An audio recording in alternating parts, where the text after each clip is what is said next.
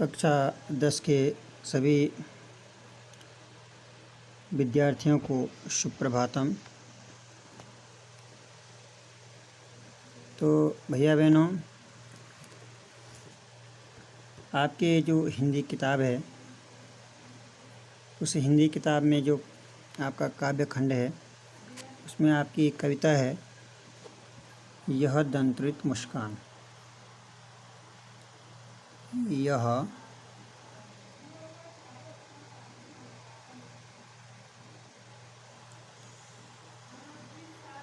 दंत्रित मुस्कान।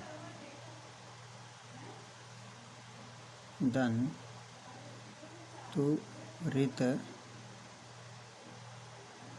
यह दंत्रित मुस्कान।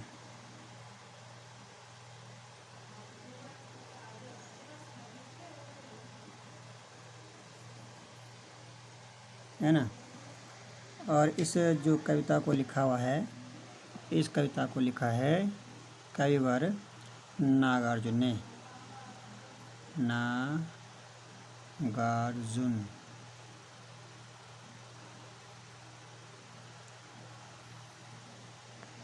है ना। इस जो कविता है, इस कविता में छोटे बच्चे की मुस्कान, छोटे बच्चे की इस प्यारी सी मुस्कान को देखकर किसी भी सहृदय व्यक्ति के मन में क्या क्या भावनाएं उत्पन्न हो सकती हैं, इसका कवि ने अपनी कविता यह दंत्रित मुस्कान में सुंदर वर्णन किया है। कवि का मानना है कि जीवन का वास्तविक जो संदेश है वह इस प्यारी मुस्कान में ही है ना। कवि का मानना है कि इस प्यारी सी मुस्कान से जो कठोर हृदय का व्यक्ति भी होगा, है ना, कठोर हृदय वाला व्यक्ति भी क्या हो जाएगा, कोमलता से भर जाएगा, कोमलता के भावों से भर जाएगा, है ना। इतनी प्यारी है मुस्कान है बच्चे, छोटे बच्चे की मुस्कान। ठीक है, इसी को हम पढ़ते हैं ना। तो क्या कहता कवि, तुम्हारी यह दंत्रित मुस्कान मृतक में भी डाल देगी जान। धूलि धूसर तुम्हारी ये गात, परस पाकर तुम्हारा ही प्राण पिघल कर जल बन गया होगा पाषाण। पिघल कर जल बन गया होगा कठिन पाषाण। छू गया कि तुमसे झरने लगे शेफालिका के फूल। बाँस था कि बबूल तुम मुझे पाए नहीं पहचान, देखते ही रहोगे अनिमेष। इसका थोड़ा भावार्थ हम समझ लेते हैं, है ना। छोटे सी बच्चे की मुस्कान को देखकर कवि कहता है ना, कवि छोटे बच्चे की मुस्कान को देखकर क्या कहते हैं कि तुम्हारी ये नए नए उग आए दांतों से युक्त मुस्कान, है ना, इतनी मनमोहक और जीवनदायिनी है कि यह किसी मृत शरीर में भी जान डाल देगी, है ना।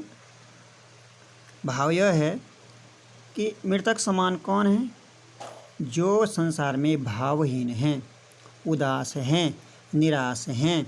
ऐसे व्यक्तियों को हम मृतक समान तो समझेंगे।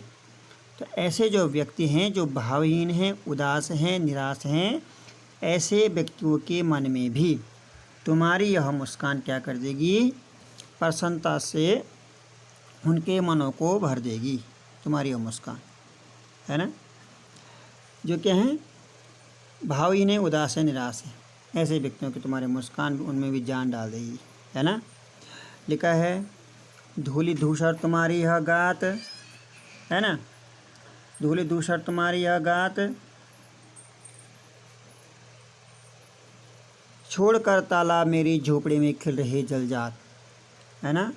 कब कहता है कि तुम्हारे धूल और मिट्टी से तुम्हारा यह शरीर है जो, है ना, क्या है, धूल और मिट्टी शरीर पर लगी हुई है। धूलि धूसर तुम्हारी यह गात, ऐसा जो धूल और मिट्टी लगी हुई है ना, ये धूल और मिट्टी जो लगी है, धूरी धूसर तुम्हारे गात, ऐसा लगता है कि मेरी झोपड़ी में ताला बल क्या है, कमल क्या है, अपने मूल स्थान तालाब को छोड़कर मेरी झोपड़ी में खिल गया हो। ऐसा कवि कहता है ना, कि धूरी धूसर तुम्हारी गात, छोड़कर तालाब मेरी झोपड़ी में खिल रही जलजात। जलजात बोलते हैं कमल के लिए, जलजात बोलते हैं, जलजात माने कमल। तो कमल अपना मूल स्थान तालाब को छोड़कर मेरी झोपड़ी में खिल रहा हो, ऐसा लगता है बोलो तुम्हारे इस धूल से सने हुए शरीर को देखकर। आगे लिखा है, परस पाकर तुम्हारा ही प्राण, पिघल कर जल बन गया होगा कठिन पाषाण। तुम्हारा स्पर्श पाकर, तुम्हारा स्पर्श पाकर जो कठोर पत्थर के समान थे जिनके हृदय, है ना, कठोर पत्थर वाले जिनके दिल हैं, हृदय हैं, वे भी क्या हो जाते हैं, पिघल जाते हैं।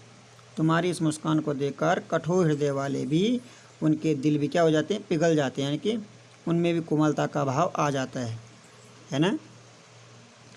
परस पाकर तुम्हारे प्राण, पिघल कर जल बन गया होगा कठिन पाषाण। छू गया कि तुमसे झरने लगे शेफालिका के फूल। तुम्हारा स्पर्श करते ही मेरे मन में, बल कवि कहता है कि शेफालिका की लता की भांति फूल बरसने लगे हैं, है ना। तुम्हारा स्पर्श पाकर मेरे मन में शेफालिका की लता की भांति फूल बरसने लगे हैं, है ना। अर्थात कोमल एवं सुंदर भावों से युक्त मैं हो गया हूँ, मेरा मन प्रसन्न हो गया है, ऐसे वो कह रहा है। तो उसने शेफालिका के प्रसन्नता को शेफालिका के फूल का है कवि ने, है ना। कहता है कि बाँस था कि बबूल तुम मुझे पाए नहीं पहचान। तुम इतने कोमल हो, कवि कहता है कि तुम इतने कोमल हो, तुम्हें अच्छे और बुरे की पहचान नहीं है ना। तुम्हारे सामने जो भी आता है तो किसके मन में क्या चल रहा है, ऐसा तुम क्या हो, तुम उसको पहचान नहीं पाते हो, है ना। अच्छे और बुरे इसकी समझ तुमको नहीं है, तुम सबको देखकर क्या करते हो, मुस्कुराते हो, है ना। तो और उसी कारण से क्या है, तुम मुझे भी एक टक देख रहे हो, लिखा है अनिमेष, लिखा है बिना क्या है, पलकों को झपकाए, ऐसा बोलते हैं अनिमेष, बिना पलक झपकाए निरंतर देखना, उसको बोलते हैं अनिमेष। तुम मुझे क्या कर रहे हो, बिना पलक झपकाए निरंतर देखते रहे हो, है ना। तुम मुझे पहचानते नहीं हो, क्योंकि हमारा यह पहला मिलन है, हम एक दूसरे से पहली बार मिल रहे हैं, है ना। और तुम्हें अच्छे बुरे की पहचान नहीं है, मैं अच्छा हूँ मैं बुरा हूँ, तुम मुझे देख कर क्या हो, मुस्कुरा रहे हो, है ना। तुम्हारी यह हंसी क्या है, मृतक जो लोग हैं, मृतक समान जो लोग हैं, मृतक समान माने जो भावहीन है, उदास है, निराश है, ऐसे व्यक्तियों में भी जान डाल दे तुम्हारी यह मुस्कान। तो ऐसी यह कविता थी, इसका पहला पद्यांश हमने पढ़ा है, तो आगे इसको हम फिर पढ़ेंगे, ठीक है भैया बहनों। इसका दूसरा पद्यांश पढ़ेंगे। प्रिय छात्र छात्राओं,